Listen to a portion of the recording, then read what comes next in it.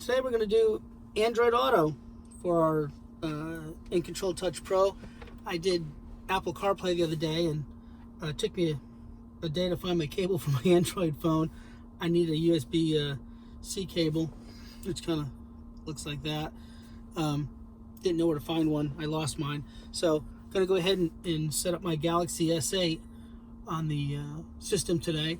So right now my system is off. Let's kind of scroll to the side here. Whoop. There's our Android Auto. So first thing you need to do is make sure you download Android Auto onto your phone, because it's not already pre-installed on the phone. So make sure that's installed. And once you have it on there, you have a little icon. It looks like this, and it kind of matches the same icon that's on the screen. So for what I'm going to do is just I plug the phone into, or actually the cable into the USB underneath the center console armrest, and Android Auto's on there. Just going to go to home. So I'm just going to plug the phone in like so, and let's see what happens here. Going to welcome Android Auto. Check your device and try. So I'm going to say get started. I'm going to say continue. Ask you some safety stuff. I've never set this up before. I accepted that. Terms and conditions. Everything else. I go through. Grant permission.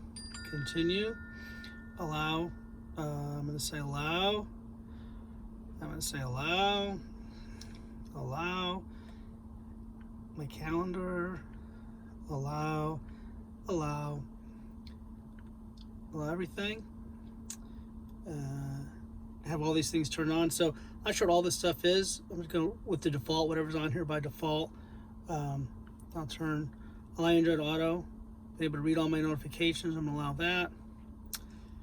All right, swipe to unlock. So now once I did that, it automatically showed on the screen. So apparently, so like I said, this is the first time I set this up. Had to go through, and now on this screen it's saying allow the Jaguar F-Pace. So I'm going to say allow here. And now that's looks like it's set up, swipe up to unlock. So there's my phone. So now go ahead, use the serial button for voice action with Android Auto. Show me how. Get quickly started. So it looks like this little tutorial to kind of go through how to use all the options. I'm not super familiar because I use an Apple phone primarily. I'll say go ahead and let's go. Got it. Like a typical guy, we know everything. No time for directions, how to read stuff. And this looks like what the screen shows. Well, let me see if I got apps on here or driving. Let me see if I hit driving directions. All right, I have my maps. I have Waze. I think a lot of people like Waze, which is really cool.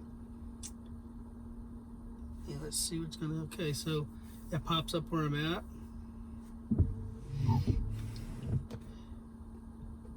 All right, go back.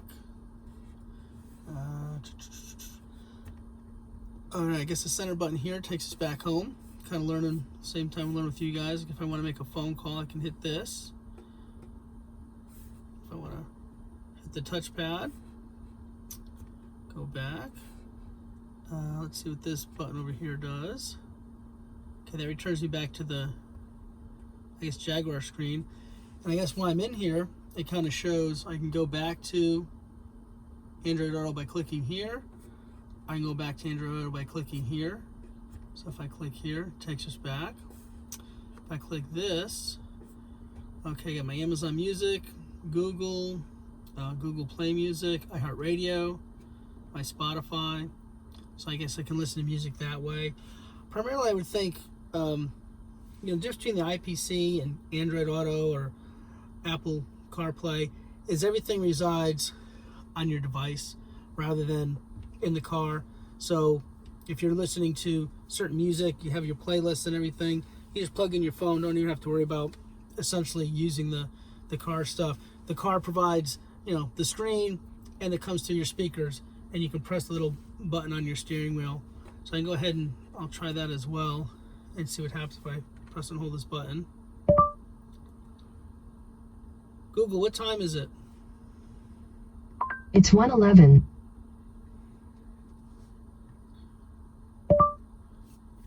Where's the closest McDonald's? Okay, handing off to Waze. Here are the search results for where's the closest McDonald's. So that worked pretty good. So apparently this is how it's set up. And that's a quick walkthrough on how it works. Like I said, pretty straightforward. If we want to go back, click this, turn your Jaguar screen. You can certainly, use your music and everything else. And you want to go back and have a map going. I guess you go in here and hit this as well. And so even though... Let's take Rollator Road, Preston Road, Frisco. In 500 feet. So even turn though left on Fairlawn Drive. the radio's playing in the background, your Waze is going to come up over this and do what you need it to do. And even when you're back here, it's going to, on the screen, it's just this. So you can take your phone, kind of find a place to tuck it away. Probably the little door on the side here, the little spot on the side. It's by my knee. I put the phone there or in front of the shifter. So that's a quick walkthrough on that. If you have any questions, feel free to hit me up. I'll try to answer them as best I can.